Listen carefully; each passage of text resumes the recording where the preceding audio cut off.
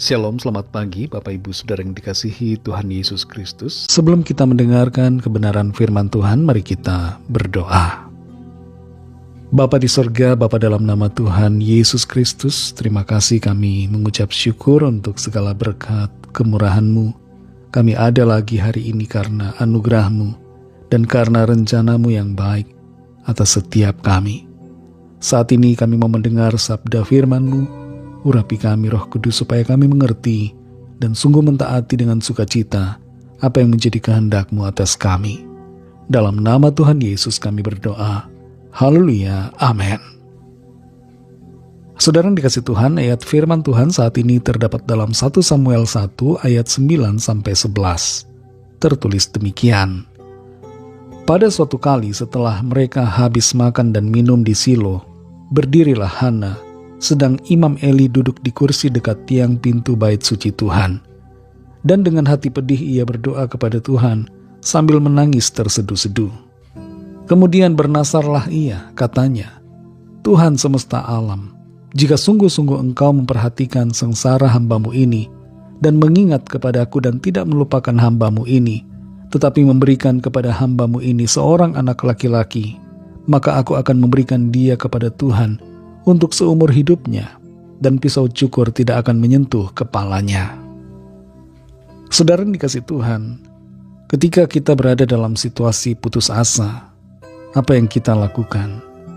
Misalnya dalam keadaan hutang yang banyak, tidak mampu bayar, dikejar-kejar debt collector, hendak disita rumah, bahkan hendak dipenjarakan.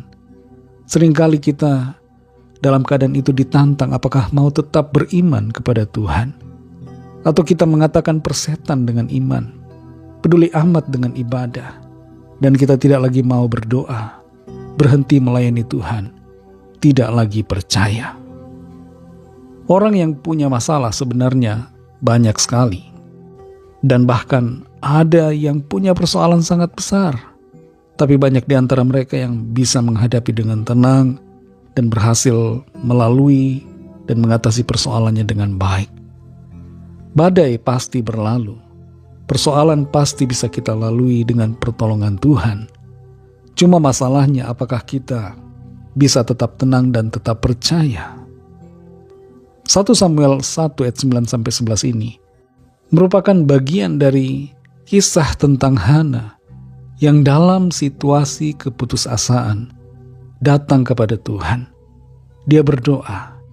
Dan ayat ini merupakan bagian kecil dari apa yang dialami oleh Hana sampai dia mendapatkan Samuel, anak pertamanya yang dikaruniai oleh Tuhan secara mujizat.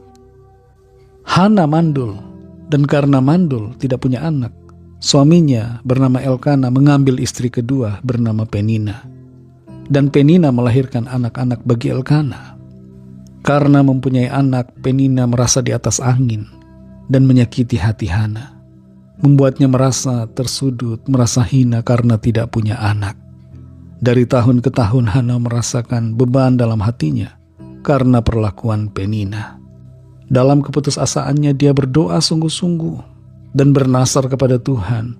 Apabila Tuhan memberikannya anak, maka ia akan menyerahkannya kepada Tuhan. Hana tetap menjaga imannya. Biasanya ada kecenderungan hati kita untuk berbelok dari iman yang benar. Kita mencari alternatif di luar Tuhan.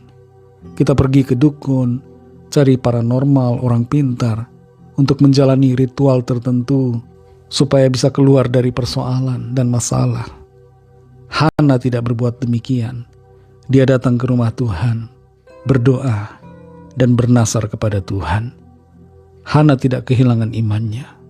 Dan Tuhan mendengar dan mengurniakan anak kepada Hana. Bahkan bukan hanya satu.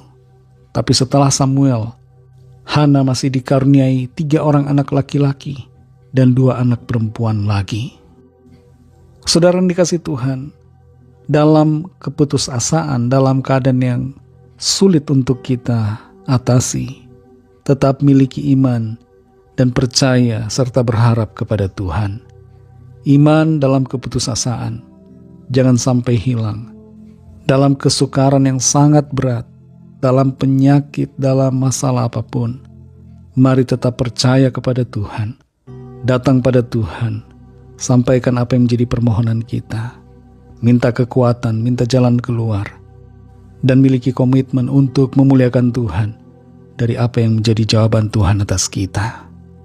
Tuhan akan menolong saudara dan saya dalam situasi sulit yang saudara alami, sehingga saudara dapat tetap tenang dan menghadapi semuanya dengan kemenangan. Mari kita berdoa. Terima kasih Tuhan Yesus, kami bersyukur karena Engkau Allah kami yang ajaib, yang mendengar setiap doa kami, yang tidak membiarkan kami dalam pergumulan, dalam persoalan, tapi Engkau selalu memberikan jalan keluar yang ajaib, karena Engkau Tuhan adalah Allah yang berkuasa, Maha Kuasa untuk melakukan segala perkara.